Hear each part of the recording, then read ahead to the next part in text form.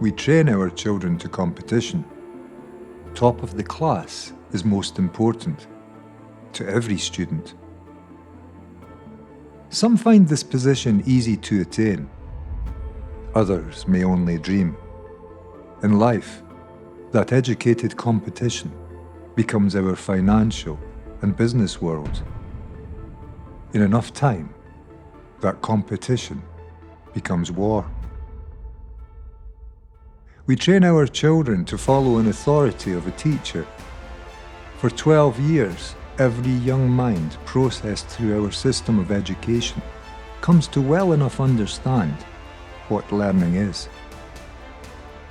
Learning here has been repeatedly confirmed to be taken from another. Nowhere in our regimental system of education is a child requested to use his own mind to find out. This is an education of acceptance only. What does it do to the mind of a child to be trained to live on the accepted directions of another? Look, you likely have such a mind. You likely have been through such an education.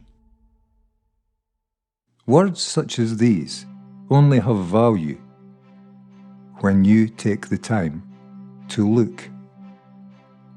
Otherwise, this is only entertainment. Verify the words. Walk to where they point in life, or live forever in a land of concepts.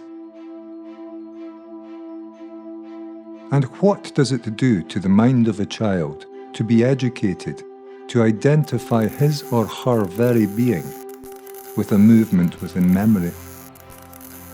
This is accomplished during our school years by rewarding and punishing children for their ability to conform their lives to the repetitive scholastic demand of repetitive class tests. Every child grows to understand themselves as being a movement rooted within memory. Memory is what is responsible for passing class tests. Every child is so much more than only memory.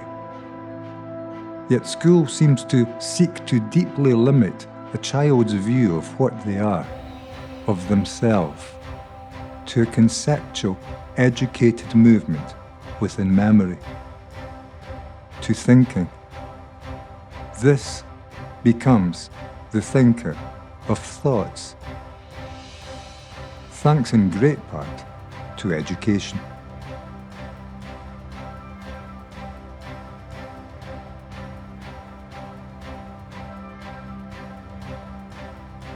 This unnatural psychological division within our consciousness between a thinker and thoughts is responsible for so much psychological suffering in time. So much psychological suffering in life. So unfortunately, coupled alongside this unnecessary and unasked for adaptation to the born human mind, comes another training to our most virgin of competitive-built psychological structures. We train our children to always live in memory.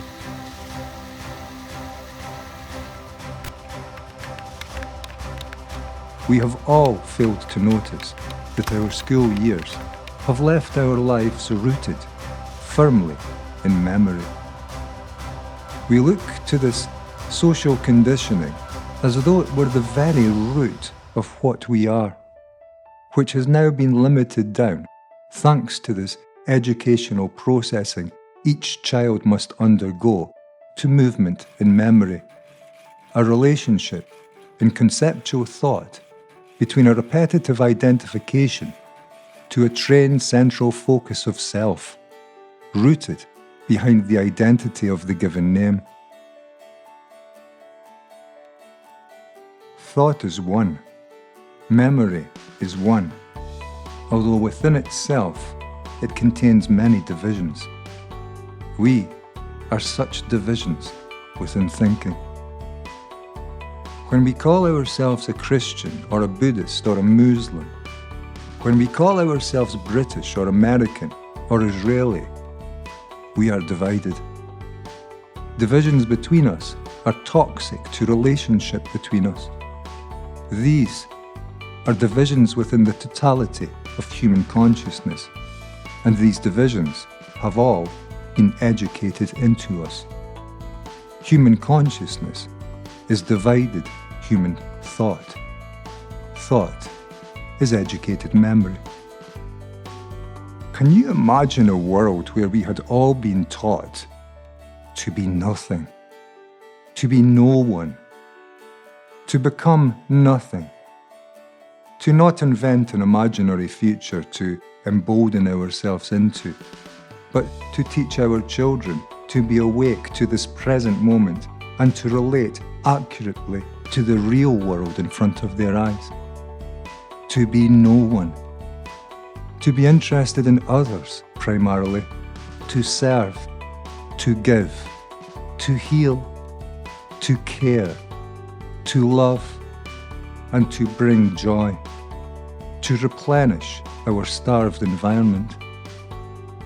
Now, contrastingly, we teach our children to seek out such a life, but only for themselves. If we taught our children to love others and to forget themselves, we would be living and dying in an entirely different world.